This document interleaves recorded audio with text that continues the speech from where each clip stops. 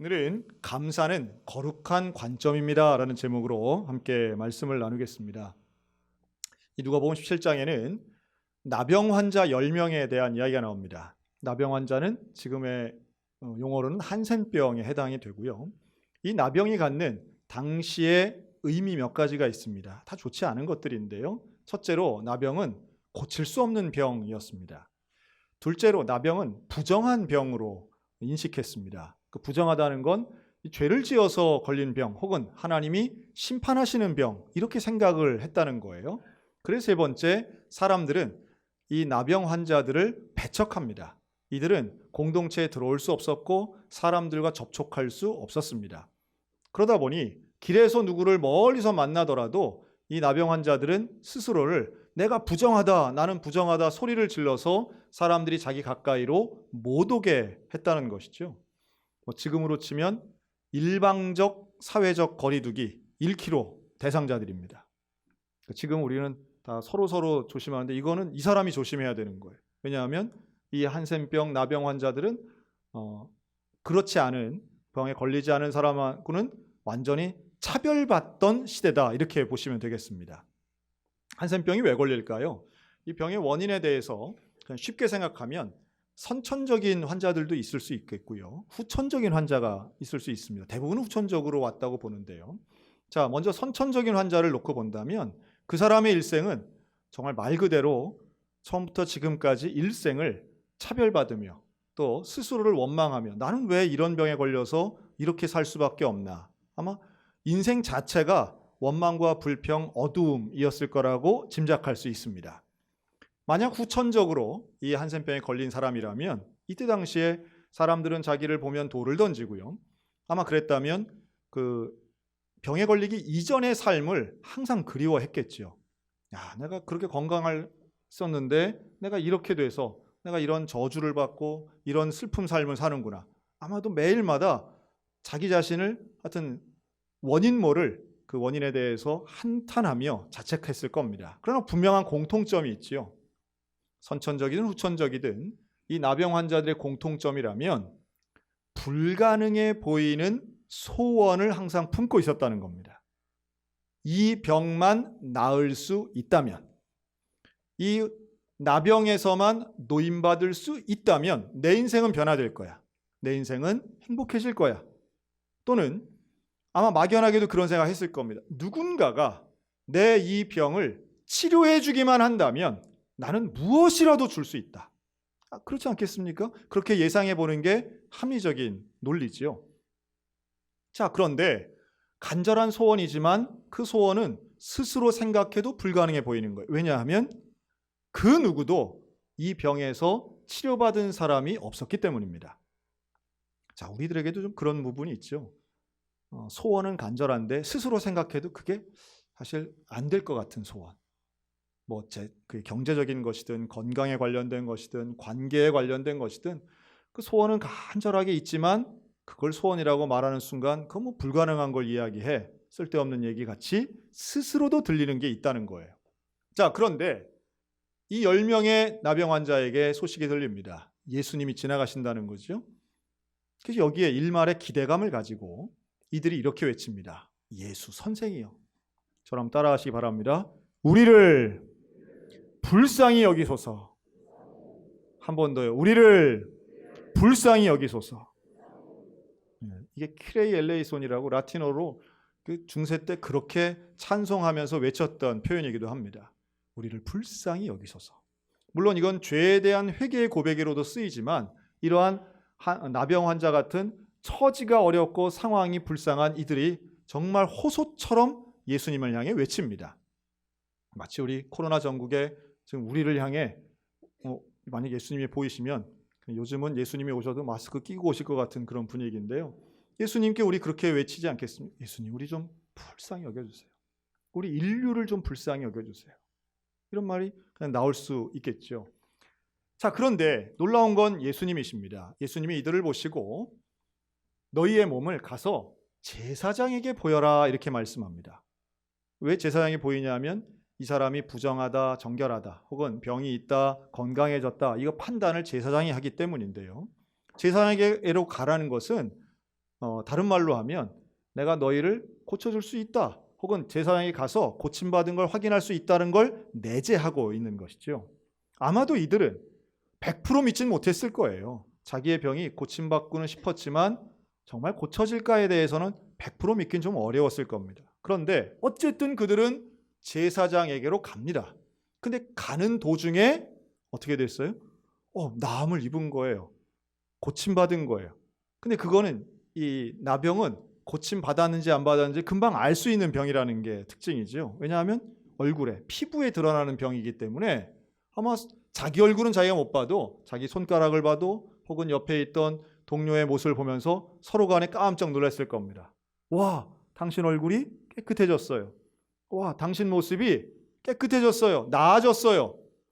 그러면 이들이 얼마나 좋아했겠습니까? 펄쩍펄쩍 뛰면서 어깨 동무하고 뭐 그랬을지 몰라요. 정말 기뻐했겠지요. 그런데 자, 이제 이 이야기 스토리의 핵심입니다. 기뻐했는데 그 중에 몇 명이 예수님께로 돌아왔다는 거예요?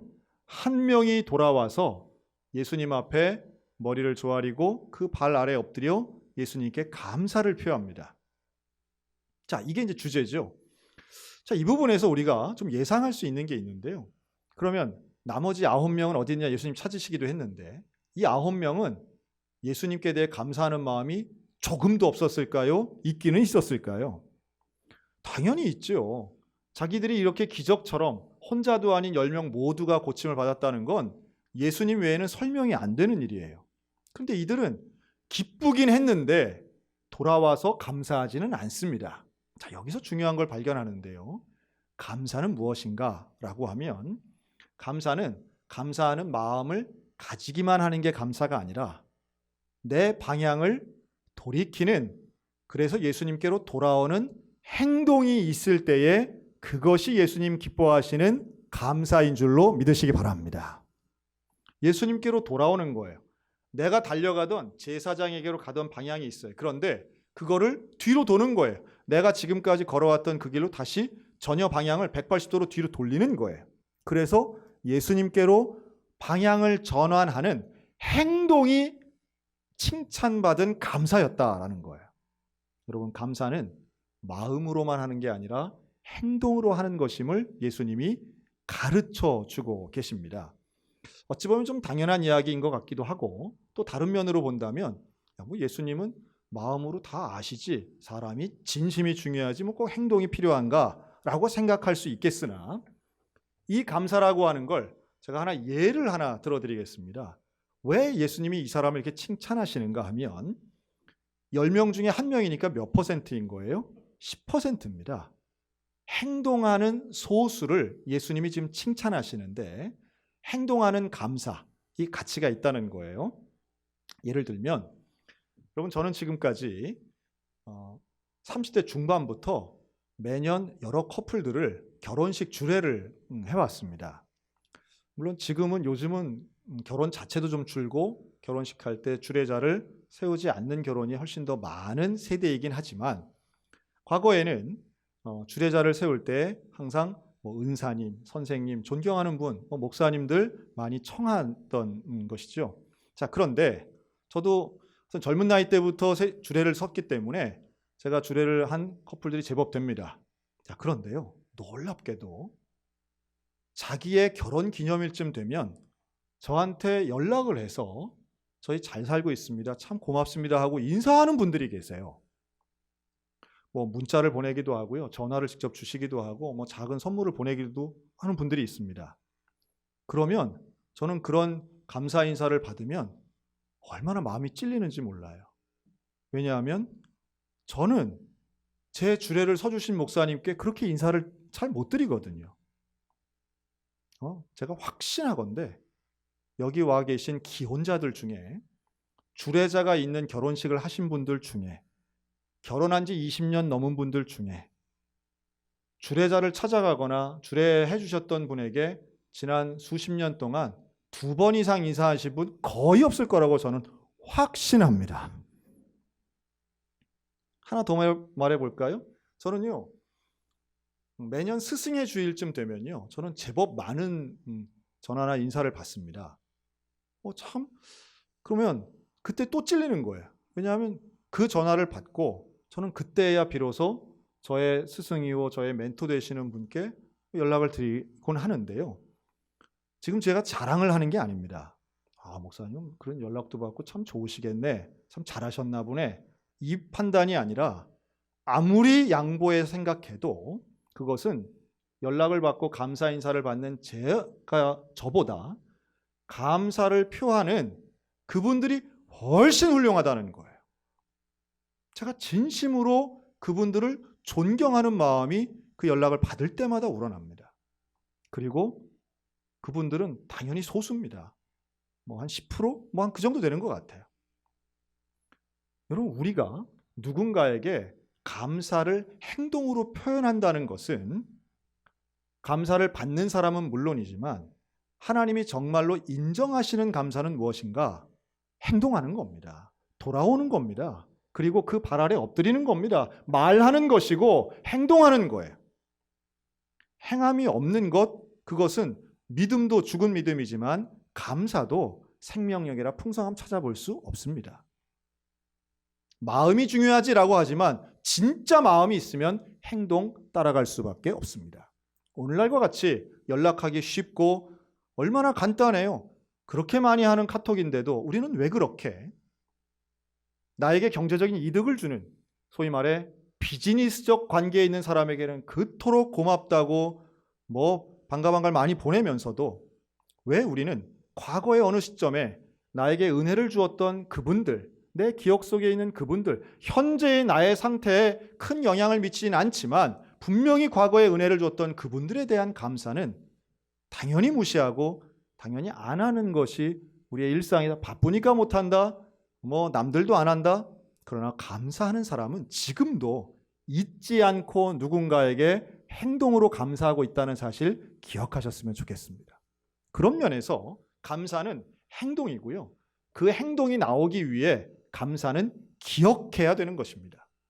한 번 받은 은혜를 잊지 않는 것은 참 중요한 감사의 시작점이 됩니다.